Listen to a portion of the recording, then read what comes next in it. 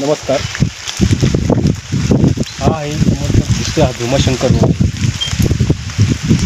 Bhimashankar road अचानक आलेल्या पावसामुळे आज आम्ही ह्या औंदुबराच्या झाडाखाली आश्रय घेत असताना अतिशय दुर्मिळ वनस्पती या ठिकाणी आम्हाला आज पाहायला मिळाली.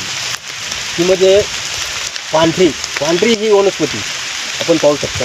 अतिशय दुर्मिळ अशी वनस्पती, पांढरी काठी आपण जी बोलतो वनस्पती ती अशा प्रकारची असते.